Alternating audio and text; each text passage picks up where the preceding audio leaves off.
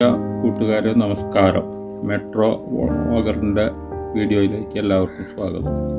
Ayurveda soap നിർമ്മിക്കുന്ന ഒരു വീഡിയോയാണ് ഞാനിവിടെ പറയുന്നത്. സോപ്പ് ബേസ് വേണം മെയിനായിട്ട്.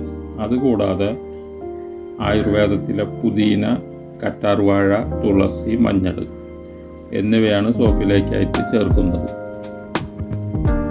ഇവയെല്ലാം തന്നെ സ്വന്തമായി ജൈവ രീതിയിൽ കൃഷി ചെയ്ത് ഉണ്ടാക്കിയതാണ്. അതിനായി കറ്റാർവാഴ ജെല്ലെടുത്തു, തുളസിയും പുതിനയും അരച്ച് അതിൻ്റെ നീരെടുത്തു അരിച്ചെടുത്തു, മഞ്ഞൾ പൊടിയാക്കിയത് ചേർത്തു. ആദ്യമായി സോപ്പ് ബേസ് ചെറിയ കഷ്ണങ്ങളാക്കി മുറിച്ചെടുത്ത ശേഷം ഒരു പരന്ന പാത്രത്തിൽ വെള്ളം ഒഴിച്ച് അടപ്പിൽ വെച്ച് തിളപ്പിക്കണം. തിളച്ച് വരുമ്പോൾ സോപ്പ് ബേസ് മറ്റൊരു പാത്രത്തിൽ വെള്ളത്തിൽ ഇറക്കി വെക്കണം. ശേഷം നന്നായി ഇളക്കി കൊടുക്കണം. അത് നന്നായി മെൽറ്റായതിനു ശേഷം നേരത്തെ തയ്യാറാക്കി വെച്ചിരുന്ന പുതിന, കറ്റാർവാഴ, തുളസി നീര് അതിലേക്ക് ഒഴിച്ച് ഇളക്കണം. കറ്റാർവാഴയുടെ മണത്തിനായി അലോവേര കയർ എന്ന ഒരു സാധനം വാങ്ങാൻ കിട്ടും. അതിലല്പം ചേർക്കാം. പിന്നെ കളർ വേണമെന്നുള്ളവർക്ക് ആപ്പിൾ ഗ്രീൻ എന്ന കളറ് ഒരു നുള്ള് ചേർക്കാം. കളർ ചേർത്തില്ലെങ്കിലും കറ്റാർവാഴയുടെയും തുളസിയുടെയും പുതിനയുടെയും എല്ലാം ഒരു പച്ച കളർ ഡാർക്ക് ഗ്രീനായിട്ട് നമുക്ക് സോപ്പിൽ ഉണ്ടാവും. ഇതെല്ലാം തിളപ്പിച്ച് നന്നായിട്ട് ഇളക്കി കൊണ്ടിരിക്കണം. എല്ലാം നന്നായി യോജിച്ചു കഴിഞ്ഞാൽ, എല്ലാം വെള്ളത്തിൽ ലയിച്ചു കഴിഞ്ഞാൽ അത് ചൂട് ആറാൻ വെക്കണം. ചൂട് അധികം നേരം വെക്കണ്ട.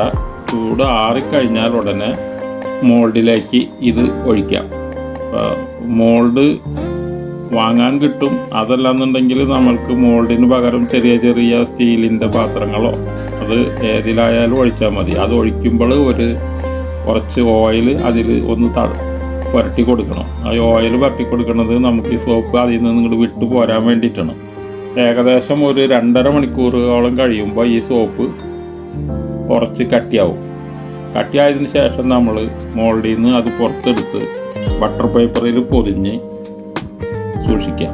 ഈ സോപ്പിൻ്റെ പ്രത്യേകത എന്താണെന്ന് വെച്ചാൽ ഈ ആയുർവേദ ചേരുവകൾ ഇതിൽ ചേരുന്നത് കൊണ്ട് നമ്മൾ അത് ഉപയോഗിച്ച് കുളിക്കുമ്പോൾ ശരീരത്തിൻ്റെ തൊലിക്കെല്ലാം യാതൊരു വക ബുദ്ധിമുട്ടും കൂടാതെ ഏറ്റവും നല്ല രീതിയിൽ അത് നമ്മൾക്ക് അനുഭവപ്പെടും.